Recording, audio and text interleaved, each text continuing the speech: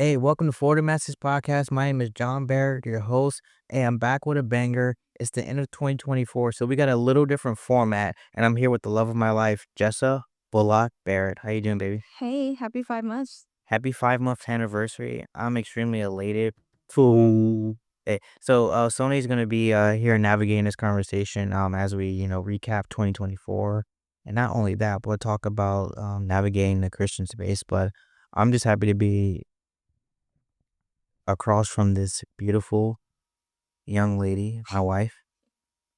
This stunning young lady, my wife. hmm And this is probably my second favorite because the first one with you was my favorite. Yeah, that was a good episode. Yeah, and we talk Yeah, about your heart and things like that. yeah. We were really trying to make it work back then. Try to do a podcast in my bedroom. Um, Making it work. yeah, we were making it work. It's funny because those are was that this year? No, That it's was last last year. year. And so real now we're here with the Christian producer Sony Upgraded. into production. So Yeah. I'm excited and get to look in your eyes. Mm-hmm. Yeah, so Sony, how you want this to work? Yeah, so let's just start off.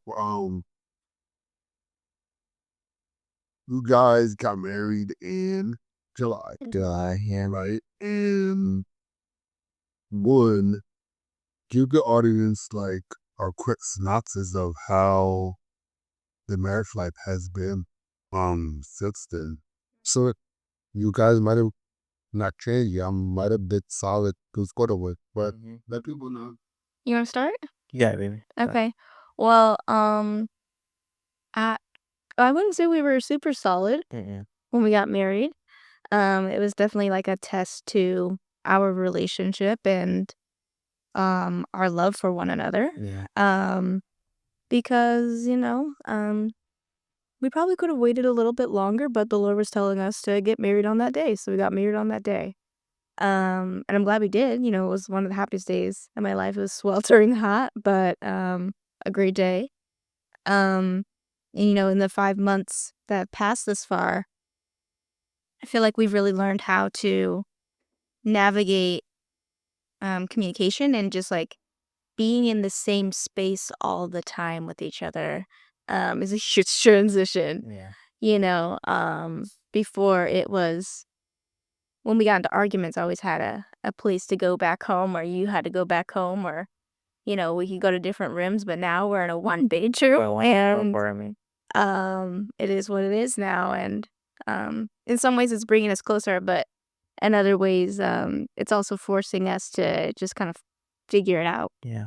Yeah. Yeah. I agree. I think it's definitely like I think about, our favorite one of our favorite verses, render to Caesar what is Caesar, and Caesar the God what is God's. Yeah.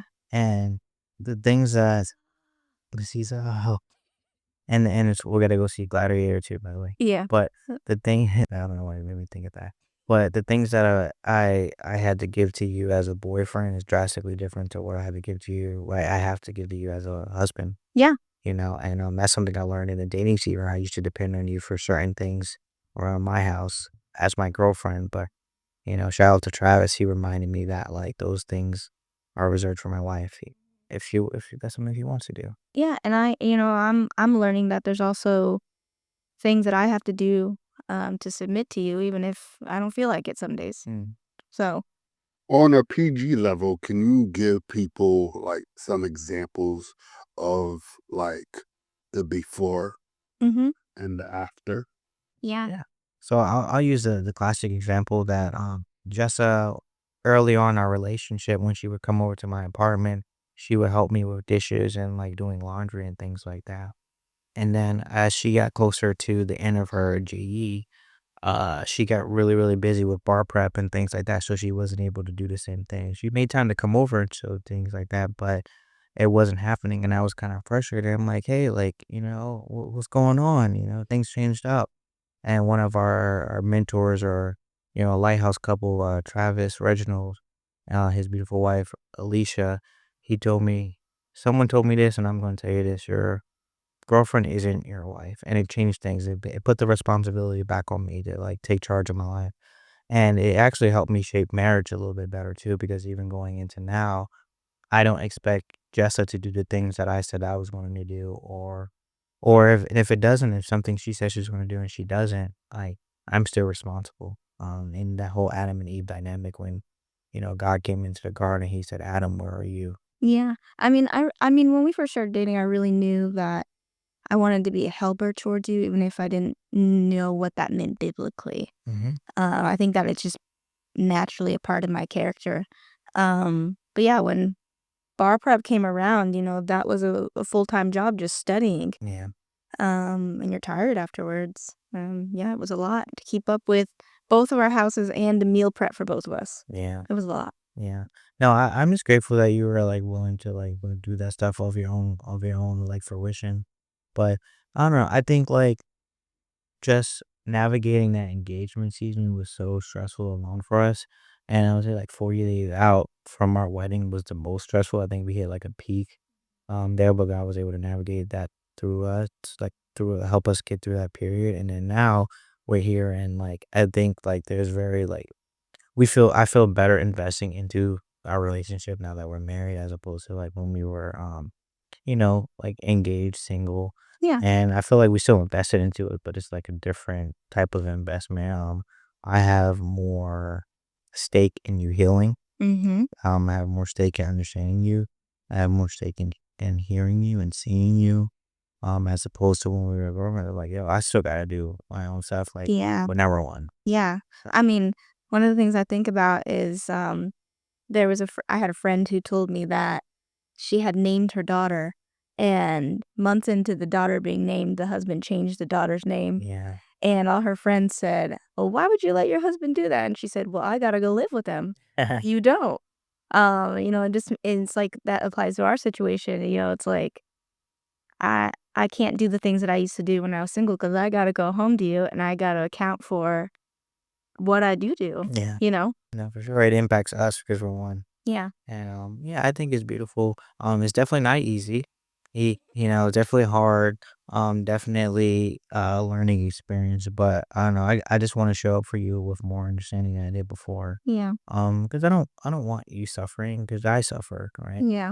And just in general. So like, we just had a whole podcast with Santiago and his wife, really me getting coached on how to be a husband, biblically, Mhm. and yeah, it's definitely not easy, but I think it's a beautiful thing for sure. We're progressing for sure. Yeah, I agree. Yeah. So I pick up on everything, right? So I'm gonna rewind a little bit, right? Because one of the things that I wanted us to kind of chat on is a lot of people, young folks, are proclaiming their faith. Yeah. And that's amazing. I love it. Go to church. Shoot, we even got hip hop, ah, Christian music, rap, all that.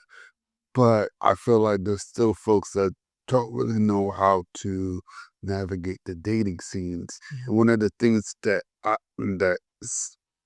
pinpointed this out to me is you said that before y'all were married, you had to meal prep for two houses. And somebody's probably gonna pick up on this and be Yeah. like, wow, why were you if y'all were that invested, why were you meal prepping for two houses? Why were you just living already together?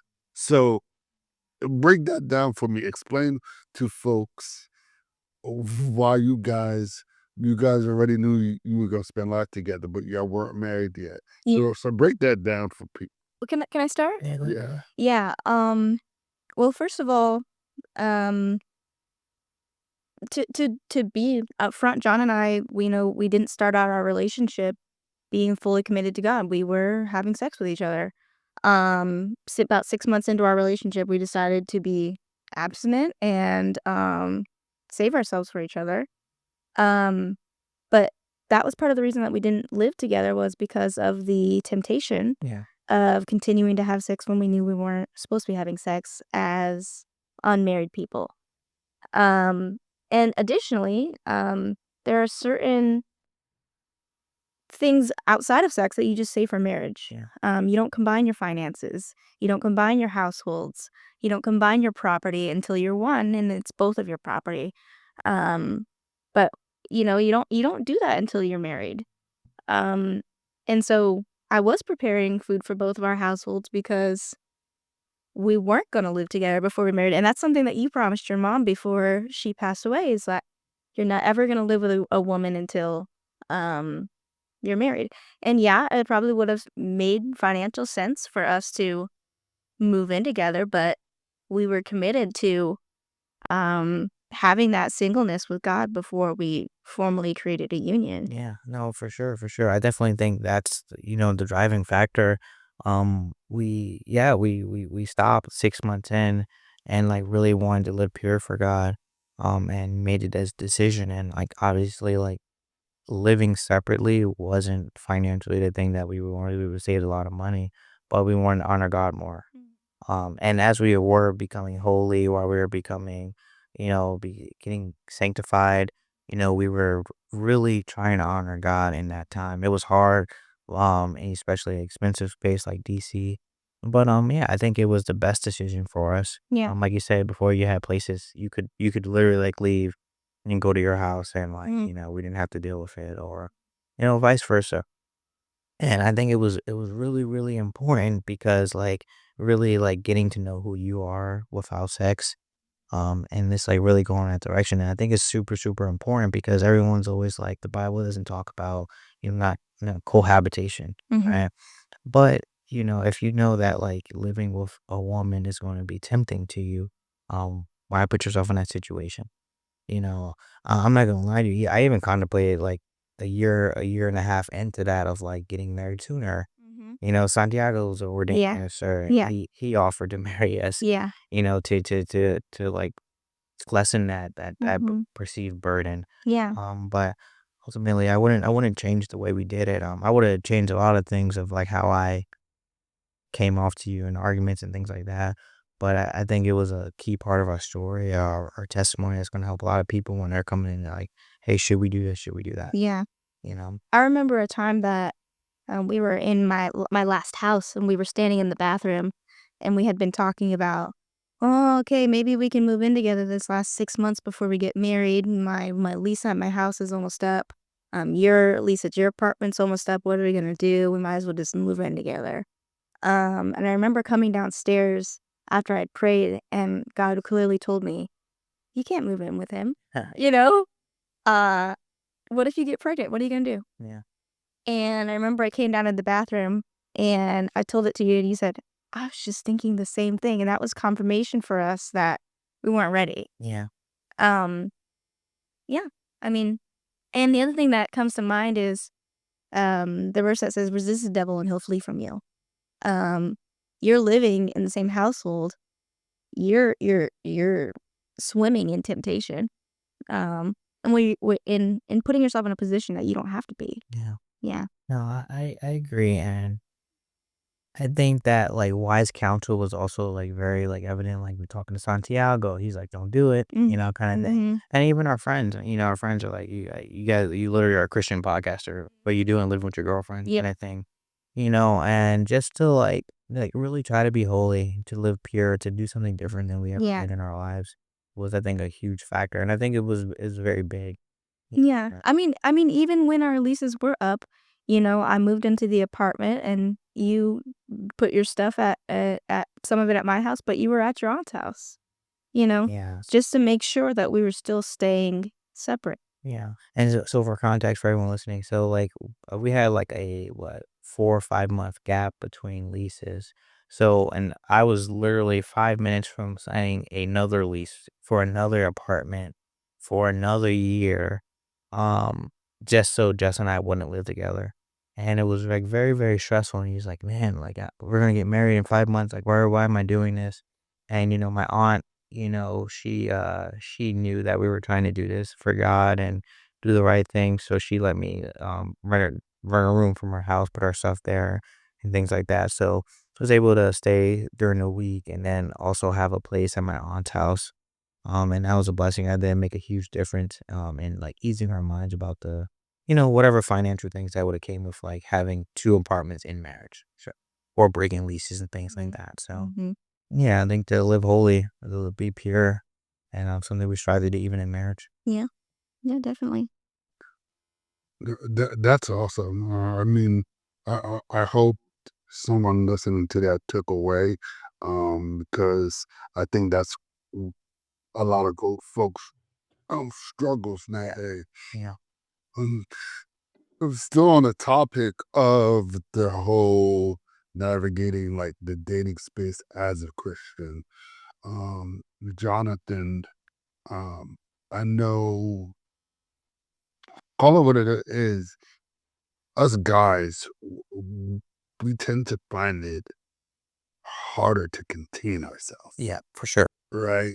Um, Women love it. You guys, listen, you, you guys aren't phased when once y'all set, Yeah. you got set. Like nothing's gonna change it.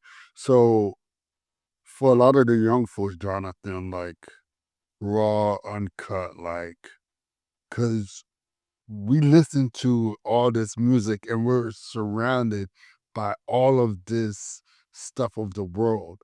How do the young men that want to go in a godly direction with their faith and with courting or dating someone, Yeah. how do they properly do that with having blinders on and then not letting the world change their sphere of influence? Yeah. No, I would definitely say it's definitely a hard task. It's definitely not something you could do in your own strength, but in Christ. And I would say I didn't have it together when I met Jessa, like we met on a dating app, shout out to Hinge to come pay for our wedding. It's already paid for, but Reimburse us. reimburse us for our wedding, you know. And Wait, what? Wait, tell me. Wait. The dating app paid for your wedding? No, no, no, no, no. no. We would like them to. They do it every now and then for people. But I think we He sent said, them. "Shout out Hinge." Yeah, I think we sent them a Oh, tweet us. invitation or Oh, yeah, yeah, we sent him an to invitation our for the wedding wedding. to see if they would pay for the wedding. But maybe they'll hear this and like reimburse us or something. Yeah. $30,000 later. Make sure I hashtagged it when I post Oh this. yeah, yeah, for sure. Like tell them, so we met on Hinge and at that time I was like for the streets, honestly, and Jessa slowed me down. Jessa, I'll keep going. Yeah. Oh, Jessa slowed me down and was like, when I met her probably a few months ago, I was like, I don't really want to keep doing this. I want a girlfriend, wife, and then a month later, I met you, and I was like, this is unreal. Who is this? I was like, this is unreal. Who is this woman? And I was like, I can't believe she's like real, and so we ended up going some dates and then it got better and better and then I actually to be my girlfriend I didn't have a girlfriend around like 4 years at that point, Mm. and and we were fornicating at that point and then six and but obviously I was convicted the whole time, growing up in a church and things like that. I know other people have other experiences with like sin, but I've always been convicted by sin, like always heavily, and it's something just God has always you know put on my heart. So you know I would express that to you on pretty regularly, Yeah. and I don't think you ever been encountered with that to such a degree, No, and I didn't understand it. yeah, Yeah. And, when we met, I didn't know God. I had heard of him, but didn't know him personally. So you would tell me about these things, and I'm like, hmm weirdo. Like, you know what I mean? Um, it was so foreign to me. And, yeah, I mean, it took me a really long time to accept that it wasn't really about me and your attraction towards me. It was more so about like trying to yeah. honor God, and it took me a really long time to Wow, figure it all out. I didn't know that. Yeah, I didn't know that. Oh, thanks for telling me that. yeah. That's beautiful. Yeah, and it was to honor God. I was very convicted by it. And I would tell you, and I felt like, oh, she's not gonna think I'm cool. She doesn't want to be with me anymore, things like that. Because I already had, prayers about whether I should keep talking to you since you weren't a Christian. You know, and anyone could look at like, me and be like, hey, like you guys are literally like fornicating. How are you a Christian, kind of thing, And it was like that moment where like, God showed me that like I need to love you where you're at, and I keep on introducing to like what it means to be a Christian with this lifestyle. And it included us, stop fornicating. Yeah, and I mean, that dedication is what ended up pushing me to Christ, though. Mhm. Because you were planting seeds, all along the way, and, my faith journey, from meeting you to getting baptized was such a short amount of time, and, by the time I had accepted that I wanted to go to church again, 2 months later, I'm getting baptized. Um, so you were planting seeds even though at the time I hated it. Yeah. I thought it was just like, "Man, he does not like me," you know? Mhm. But when I look back on it, that's not what it was at all. Have you ever met a guy that convicted to like change how they wanted to pursue a woman? No, no, Mm. Yeah, no. and like I'm grateful you received it well, and like God put that on your heart to like really, hey, this guy's serious, this guy's genuine. And when we made the decision to like stop fornicating and live pure, and the work something serious, I don't think I ever was like, hey, I'm trying to like marry you. Or Ye did we? Yeah, I don't think it was. I think we started about talking about love. Yeah, But it was never like, hey, I wanna live pure up until marriage. yeah, It was like, hey, I wanna live pure, live holy. And we started cultivating our relationship, and just to see how you, grew in Christ, it made it even more easier to want to be holy. Not for Jessa, but because how am I gonna be a godly husband and I'm not, in my word, I'm not having the disciplines that a godly man has and try to lead you to marriage. So it forced me to become a better Christian. yeah, and for me, I didn't even accept, not having sex anymore because of your conviction. I accepted it because I'm like, "Man, well, I have a lot of sexual trauma I need to deal with. Maybe it would maybe it would make it easier if I'm not having sex, but I can still have a source of security right here. And then I'll start to acknowledge these feelings, but I'm not having sex, but I still get the benefits of a partner." And that's why I originally agreed to it, and then it turned into something else. Oh wow. Yeah. I didn't know that. I didn't Yeah. know that. And for me it was struggling a lot. Was like, hey, multiple times asking God like, hey, show me that this is for you and Mhm. not for me, Mhm. and he confirmed it. He confirmed it multiple times, up into your baptism, Yeah. up into engagement, even on the wedding day. So And he does. yeah, Yeah. and I think that's beautiful. So any young man who's courting a young lady right now and they're trying to figure out how to navigate the space. And I'm not gonna say it's easy. It's not hard. We got into arguments. We got into fights. We got into a lot of things till this day. But trying to live holy is the best way, in my opinion, as relates to peace and like what's at the end of the tunnel. And any guy looking to like follow God and want to live holy, you have to continue to practice spiritual disciplines. I would say there's a book called Disciplines of a Godly Man, and it talks about spiritual disciplines and things you have to cultivate in order to be holy, a godly, man in general. And I would say you have to like focus on that. Like, if you're focusing on being a godly man, it makes it easier to like abs- abstain and like not do things like that. When you're trying to just like focus on like growing closer to Christ, like it makes it a little bit easier. For sure. When you're in the heat of the temptation, what are some things you do to kind of like you navigate yourself away from it?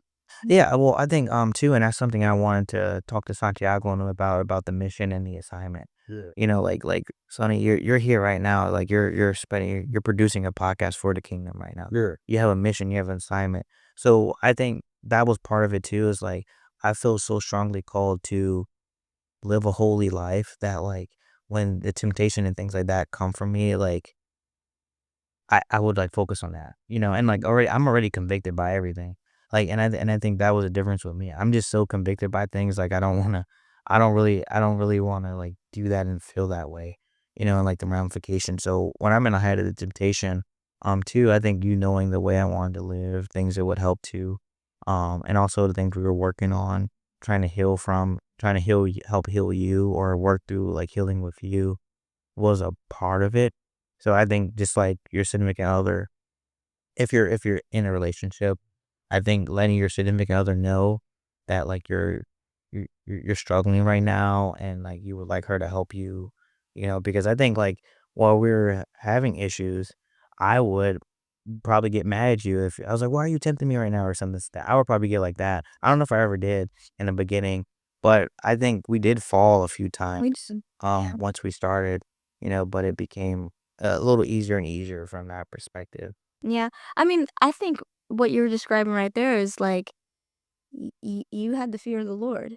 Um, Oh yeah. I mean, you knew the Yeah. consequences that were gonna come, because you knew the Lord. Yeah.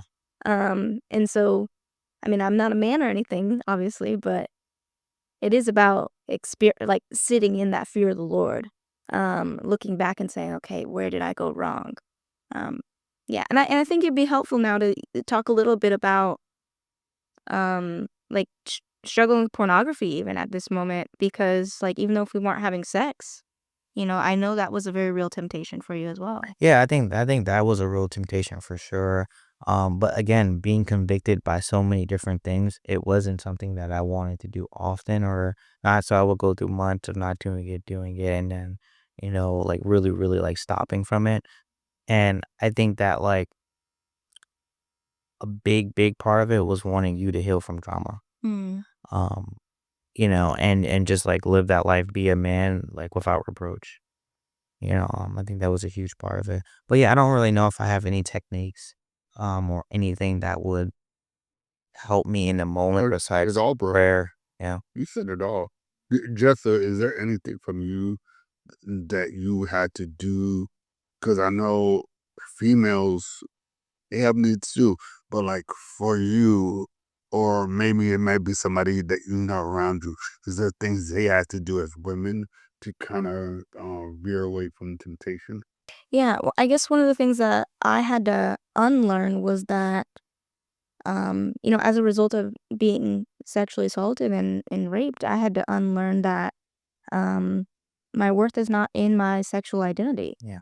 I had to learn that I don't have to be sexual for people to love me or like me, Yeah. um, or to get the attention that I'm seeking.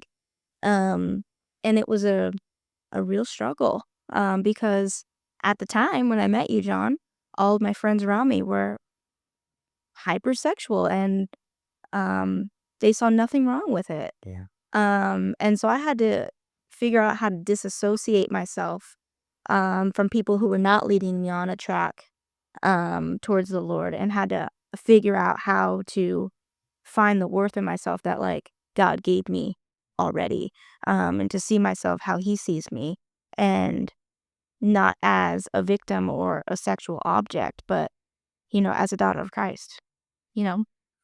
And And one thing I could say, that so I'm gonna express something that because of the way y'all did it, y'all won't end up through some of the struggles that I had to struggle with. I was sexualized at a very young age in Hades, but that didn't come out till about a year ago. Okay. Wow. Yeah. 5 years already married. Mhm. So you can only imagine all of the trauma, the things, the battles, and everything that was that I had to bring into a marriage, yeah. right? Versus y'all made a big decision to separate, clean some things out, Mhm. and then come together. So I don't even think I ever said that out loud on anything, Yeah. right?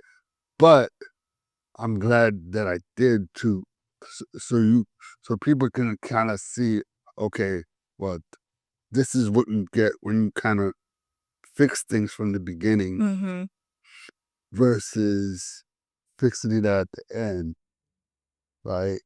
Um, so yeah, no, I commend y'all for that. That's Yeah. awesome. Well, and yeah, I mean, I think I mean, so I started my therapy journey in 2019, but we met in 2021. And so, yeah, I had 2 years under my belt, but I was nowhere near, but Yeah, getting through it. I'm still working through it. There's still things that are coming up in therapy. But John, really, you got like the brunt end of it, because there was so much processing going on. And then on top of that, I was being triggered by you. And so there were things I was having to bring back to my therapist to say, what the heck is going on? And you were having to figure it out with me, yeah, having had no experience with someone with so much trauma. yeah. Yeah, no, I think it was a blessing to be able to walk that through that with you in that time, which was I also did think it made it easier to staying in that time because I wanted to be there for you on a deeper level. I wanted to understand what you were going through. I wanted to understand why you why you do things that you do. Um and not to, be a savior or anything like that, but just because I genuinely wanted to be there for you. Yeah, because some of the things I did just downright didn't make sense to you or me. Yeah. Yeah, and then so, like, to process that and to see it now and to see who you are in Christ now is, like, beautiful. I'm very proud of you, Yeah, thanks. you know? And, I think just going in that direction of, like, if God didn't call me to be there, I coulda left in the beginning, things like that. Yeah. I thank God I didn't because I think I am benefiting a lot now, Mhm. more so than the beginning. But it also helps me to relate to other people, helps me to like push me to this podcast. It pushed me in a lot of ways to be able to relate to people that deal with very, very similar things on a regular basis. More people than we think Mm. that needs testimonies like yours. There's a lot of women out there who have not shared their stories, but in general, there's just a lot of women who have been sexualized. Maybe they haven't been assaulted physically, but just us walking around, like the way that we're supposed to be dressing, or Yeah. we get sexualized at very young ages. Yeah, and I agree, and us men have to know how to handle that Yeah, because it definitely like changes things, and we only could do that in Christ and through Christ and that strength from Him yeah. because it's hard, especially when the world is telling you something else. Hey, you gotta leave. Don't be there for that. Hey, Mhm. like, and what is God telling you to do? Yeah, I think the world really prioritizes happiness. He- And peace and do what's right for you, but sometimes the Lord calls us to struggle. Yeah, Sometimes he does, and he's a good God, but he's willing to let us suffer and struggle for us to get it together and come to the realization that he's actually helping us. yeah, and we need Him. Yeah. And we need Him, and Yeah. that was something that like I had to face too. Was like, man, this is working for the good. It's gonna help me to be there for my sisters, to be there for other people in the It's workplace, potentially a daughter someday, and potentially a daughter. you know? God's willing. So like, yeah, it was good. It was hard, but I think that was also a factor that like really like helped us to abstain in that time. Mhm. That's awesome. Yeah. Um, Kind of switching gears a little bit. I know we're ending the year. Um, One, thank you for allowing me to come and help with the production of this because I saw the vision and things like that. Um, what, and I'm including you. By the way, people don't know Jessa's the brain behind this, For sure, right? Just like Sam's the brains behind this. for sure. Um, what are we trying to? What's the mission for 2025? It's from 2025. I would say, well, first of all, Sony, like, we're grateful we met you. Like, it was only God that, we found you on Thumbtack for the wedding, Yeah. and then to have a deeper conversation with you where we found out, like, you produce other podcasts and Christian podcasts and you're on the road with it and, like, you're doing all those different things. And we thank God for that time because, again, going back to like the mission of like, hey, what are we here to do? All right, we're here to live as holy as possible to help bring souls to the kingdom, and that's the mission for 2025 to help bring souls to the kingdom, through this podcast. And I don't know really what that looks like as it relates to like subscriber count or like followers or anything like that. But if we're called to do righteousness, that's what we're going to do. And yeah, I think that help bring souls to the kingdom. I mean It, I mean I mean, God has really put this podcast on my heart in a lot of ways, John. Um, first of all, Sonny, you came into the picture and you immediately popped up in my mind. We had a discussion about this on our honeymoon. We were talking about, okay, well, where's this podcast supposed to go? John, you do not have a time for this. You have a full-time job. You're a commander. Where are we going to fit this in? And we had discussed, hiring someone. And we thought of Sonny. Mhm. Um, and a really good decision for you all. But I mean, as for the podcast, I really see it reaching more countries. Yeah. There's a a lot of countries that they don't hear messages like Yeah. this. There's people in countries who just don't know God because they're not surrounded by a community that speaks about God, knows God, loves God. But um I mean, there's lots of podcasts out there, but like we can just be one resource for someone to tap in and say, what is this thing? Yeah. What is this? Yeah. Yeah, and that's beautiful. Like, hey, let's bring one soul to the kingdom at a time, Yeah, exposing them. And we've been there. yeah. We've been there. So Because it's never been about getting 5 million subscribers, yeah. you know? Um, it's never been about that. It's never been about making money. It's always been about how can we reach people? You wanna know something crazy? You wanna know what's my drive to why I produce Christian podcasts and why I do it with such an eye? And I do it, and Sam will say, "Ooh," I said, he'll get fresh.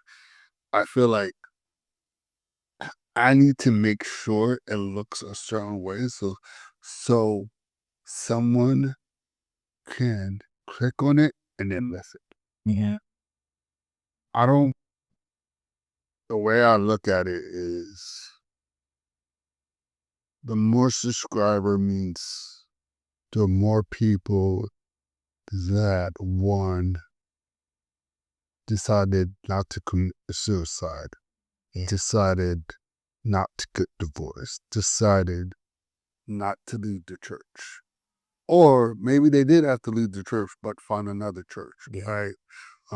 Or like that's how I look at the number. Yeah, absolutely. Like I'm like, why did you follow? Yeah. Like I know other people look at subscriber count for other things. Like Like, the other day, I was like saying, this message is so good, but I'm not liking any of these edits. And I literally slammed my laptop shut. She like, it's not that deep. No, yes, it's that deep because uh, I think 48 months ago, because of how Tim Ross's stuff was just, the editing was just dope. Yeah, yeah. And then I just turned it up. Yeah. 5 days prior to that, I almost committed suicide. Wow. S- Yeah. And that's what y'all doing. Yeah. That's a blessing. Right? So I'm glad that that's what 2025 looks like. But Yeah. so what is like I'm gonna ask Jessa, like what are some topics y'all think that we're gonna hit on in 2025? Yeah. I mean, Well, before that, baby, mm, I want to say thanks for sharing that, Sony. It's very evident in your attention to detail that like God's put this on your heart to do. And He giving you the skill set and definitely qualified you to do this. So yeah, thanks for sharing that. mhm, Yeah, no doubt. mhm. Right, go ahead. Well, this isn't my podcast. It's very much our podcast, though you are the face of it. Um, but I think we something, should get her more. Yeah, yeah, I agree. something that God has placed on both of John and I's heart is we're supposed to be giving away a house. Yeah, we are. Who knows how we're gonna do that, but we're supposed to be buying someone a house and giving it away for free. Yeah, And so that's something that like we want to look towards in 2025. We have family members who are coming out of prison this year. yeah, The Lord is calling us to support them. yeah. Um, we'll see how that goes. Hmm. And so I think that there's also a drive for me because I have a big heart for people who are incarcerated or a big heart for people who have been in the system. And so it's not just reaching just anybody. I want to reach the souls who have had that trauma, who have endured through the prison system, who are looking for something to say, like, this world isn't so bad. Yeah. There's people out there who are willing to help me. That's what I want to see. No, absolutely. Like, definitely like maybe collaborating with Prison Behind Bars. Or is it God Behind Bars? God behind bars. Organization, that you volunteer for. Yeah. And definitely organizations like that because it's definitely a need and there's people who are saved, in there. And And doing real good, like ministering. yeah, doing work that has done things that have gotten them put there for life, Yeah. but saving lives. Mm-hmm. So like yeah, definitely collaborating with people like that. Definitely there's a young man that hopefully will get resentenced next week, and he committed a crime when he was 18 that has him in prison for over 30 years now, and to see a mother forgive someone who took her son from this world is again part of the reason why we do this podcast. Yeah, it's a story that needs to be shared. It definitely needs to be shared. Yeah. In addition to earlier on in this podcast, I interviewed a young man who did studies, um, specifically suicide, and he was from Jamaica. And I literally saw that we got an email that we were top 10 in Jamaica in religious and spirituality, you know, but at the same time, it was a extremely high rate of suicide in Jamaica.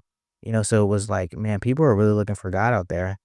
So maybe a retreat in Jamaica or like a live show in Jamaica or something like that. I think would be something beautiful to do. Yeah. And to help suicide, Yeah. victims or other people who wanna have a heart for suicide, and things like that. Yeah. Especially the military. Yeah. You know. Yeah.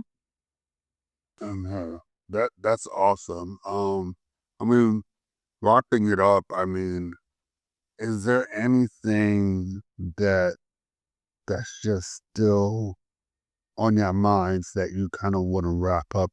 Something that's meddling in your brains right now that's a very deep topic. I definitely want to create a platform for marriage, for people to talk about marriage, and it's like the real raw marriage, things like that interview we just did with Santiago and Leticia. I love that. I think it was a coaching session for me specifically, or us because you were there listening too. But yeah, I think definitely to have topics around that, around like what really marriage is, like the covenant that you have with your wife and God Yeah. or your husband and God, and like how to really honor that. What does this look like, especially for millennials and Gen Zers and things like that? What does that look like in a space that's telling you not to do it? Who's in a space that's telling you not to trust your spouse?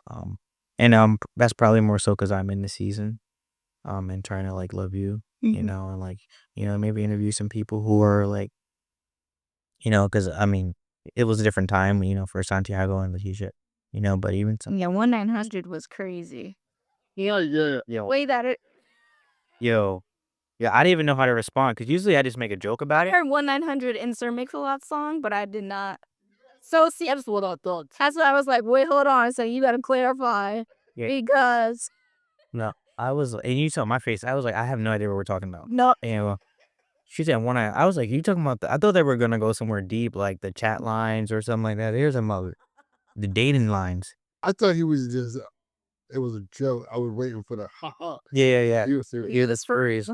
The 80s were wild. Yeah, and I was like, man. So yeah, that was beautiful to see, just like how couples met and like how they're honoring God, how they honor God into marriage and things like that. Because I think the stories you hear about Christians that get married is more of like, they grew up in church, we got married young, we knew we wanted to get married, so they got married because it was thing to do. Yeah, Yeah. yeah, I mean, yeah, and there is one thing that's sitting on my heart.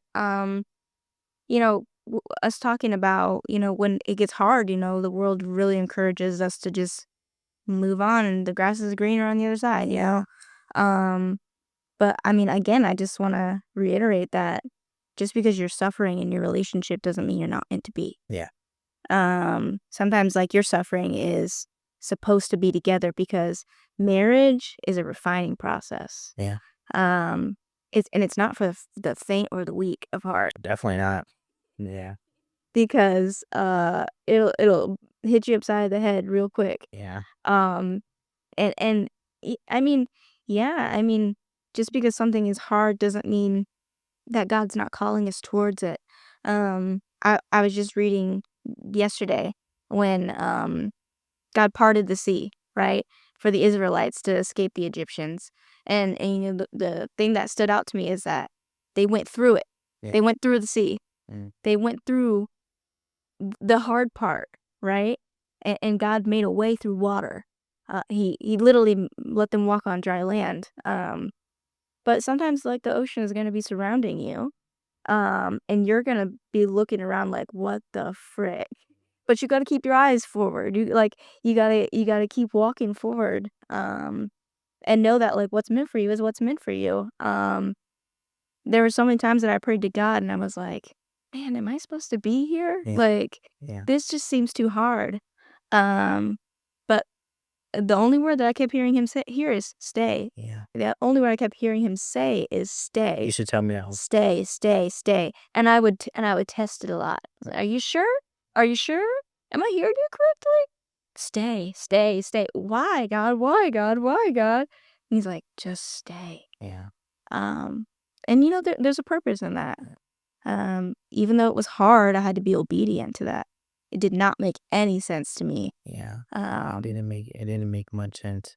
And two, I think we had good community around us. We had a lighthouse couple, Travis and Alicia Reginald, who really were like a strong black couple who's been married for over 7 years now. The elite. And they really discipled us and checked in on us and things like that. And then we have a community of other believers who are around us that like, yo, we're not letting anyone break up in this group. yeah, And yeah, everyone saw everyone through, through marriage and through their first kids and things like that. yeah. So like I literally had homies like, yo, none of y'all breaking up. Sickness in the family, all of it. Yeah. You know. Yeah. So like I think that would be cool too to have more like millennial Gen Z couples who are like married and like on the podcast sharing their testimonies. Yeah. In the modern world and like things like that. I think it'd be cool. A podcast truly for the masses. Yeah. Yeah. Usually like using bread and loaves to feed the masses. I think that's what we're doing. So Yeah. Sounds like a plan. sounds like a plan, baby. Oh. Hey, so I love you. Love you too. Hey, thanks for joining me. Thanks for listening for the Masses podcast.